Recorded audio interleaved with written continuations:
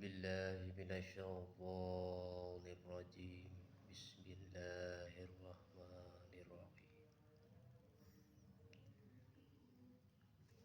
Saya akan menceritakan kisah misteri gaib nyata. Dulu waktu saya di Bengkulu, di hutan tua. Dulu waktu di hutan tua itu, di dusun itu, banyak pantangannya, banyak larangannya. Bekerja itu nggak boleh melewati jam 12. Kalau kita bekerja jam 11 itu harus kelar, harus istirahat dulu. Karena makhluk gaibnya itu marah katanya, kata orang dusun sana. Dan lagi kalau mandi jam 5 itu harus bersih. Jangan setengah 6 ataupun jam 6. Itu ada yang nempeleng makhluk halus. Kalau kita ngeyel, memaksakan diri, banyak kejadiannya yang ditempeleng terus sakit terus meninggal. Itu membuat saya penasaran, bingung, kenapa, ada apa sih. Itu kepikiran terus selama saya 1 tahun kalau nggak salah. Kepikiran terus, sosok apa sih yang istilah katanya orang sampai meninggal segala macam. Jadi bener-bener jahatnya ini makhluk halus gitu. Saya penasaran, sengaja saya maghrib itu mandi ke jurang di hutan tua itu, kan ada sumber air tuh. Ada sosok wanita cantik, disangka saya itu bidadari. Putih, cantiknya minta ampun. Dikirain saya itu bidadari, kalau bidadari itu ada 7. Dipikir sama saya kan 2 kali. Pikir. Tapi kok ini ada 1. Dan selendangnya juga dicari di bebatuan itu nggak ada selendangnya. Ini bukan bidadari, mungkin ini anak tukang kebun gitu, tukang kebun kopi ya kan berkebun kopi itu.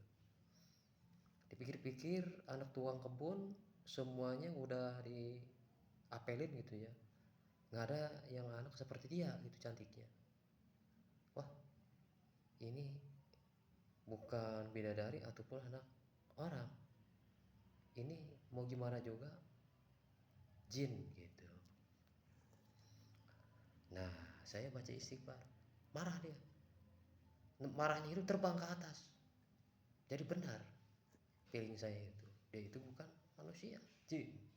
Terbang ke atas, marah, sambil turun ke bawah lagi dia sambil tulak pinggang, pasang kuda-kuda, liatin aja ke atas kan saya masih di bukit, di atas jarak 20 meter. Itu dia ada kompan kan di situ, kompan jerigen biru itu yang besar, ada airnya. Dilemparnya sama dia, hampir nyampe ke badan saya. Kalau enggak membaca kalimat asma Allah ya kan, mungkin udah ini saya kena gitu. Alhamdulillah terlempar jadi mental gitu. Nah, itu 2 kali kelemparnya itu, tapi mental terus jeligen itu. Nah, saya niatnya lari tapi nggak bisa lari, saya sedot. Mungkin sama auranya dia itu, kekuatannya makhluk itu. Jalannya biasa aja, itu dia terbang sambil masang tangan, posisinya mau nyekik gitu. Dan kukunya itu tadinya pendek, ting ting ting ting, berubah jadi panjang semua, kelihatan jelas sama mata saya. Pas saya tengok itu ke bawah ke belakang, terbang dia nyamperin saya, ngejar saya. Pas saya tengok lagi ke belakang, nggak ada, hilang. Bingung, saya sempat bingung kenapa hilang. Tahu-tahu ada di leher saya, itu tangannya. Tapi nggak kejangkau, gini-gini aja nih, gitu. Jadi nggak kejangkau, jadi gini-gini aja dia. Berusaha dia mau begini, ya kan? Mau nyekik nggak bisa nyekik saya. Gitu. Karena saking saya takutnya, ya kan, takut baca asma Allah, mental dia itu. Mentalnya dia jauh banget ke kebun, ke hutan, ke pohon besar itu, mental, terpental terus balik Bandung ke kebun kopi, balik Bandung sambil kebakar itu sarungnya, kan dia pakai sarung batik itu, sarung batik cewek, pakai sarung batik doang itu pakaiannya, ininya tetenya kemana-mana juga, bayangin, mulus minta ampun cantiknya. Nah, kulitik dia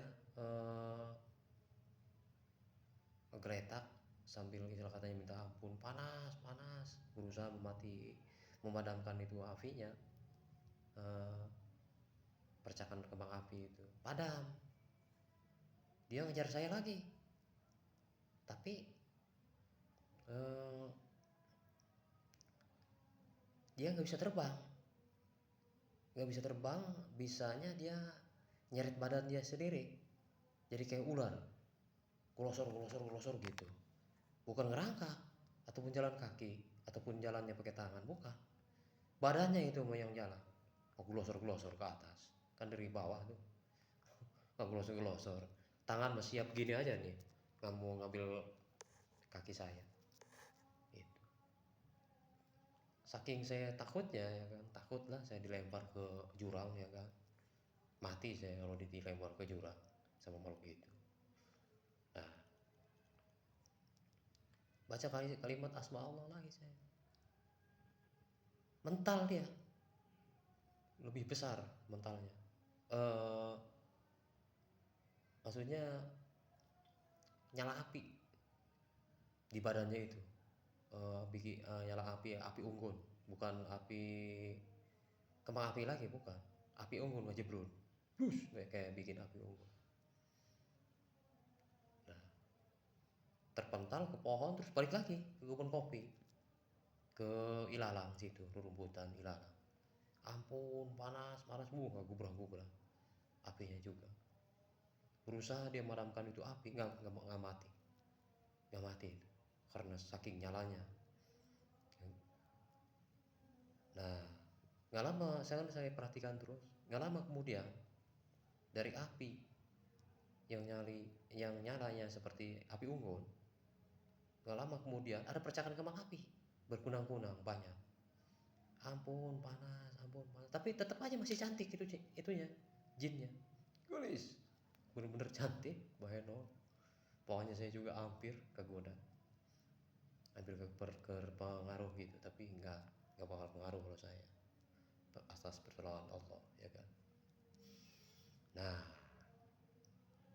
lama kemudian ada percikan kembang api dari api unggun itu, lama kelamaan ribu, ya kan, pada kunang-kunang ke atas terbang, ngilang, ada bekasnya aja, itu rumput kebakar. Sempat heran saya. Alhamdulillah itu selamat saya kejadian itu. Alhamdulillah, itulah kisah misteri pengalaman saya yang sudah dilalui sama saya. Saya bukannya berbohong, asli saya nggak bohong. Itu waktu saya merantau di Bengkulu, di hutan tua, ngurusin kebun orang, kebun kopi. Sendirian saya. Biarpun saya masih muda gitu. Cukup dan sekian dan terima kasih. Begitu aja kisah misteri yang sudah saya alami. Masih banyak kisah-kisah misteri yang sudah saya lalui gitu, yang sudah saya alami banyak. Tapi alhamdulillah semuanya juga selamat, ditolongin sama Allah. Mau 14.000, maupun raksasa, maupun mau genderuwo, maupun istilah katanya yang merah, yang hijau, yang putih, yang hitam melos, botak, kepalanya seluruh badannya, istilahnya bulat dia, ngerangkak, tangannya panjang, kakinya juga panjang tapi ngerangkak. Itu ngeroyokin saya. Ngeroyokin saya nggak berbohong. Itu pengalaman saya. Kalau semua dari jin yang ngeroyokin saya, yang ratus itu udah juga nggak berbohong saya, secuil juga. Nggak bohong. Itu pengalaman saya yang sudah saya lalui.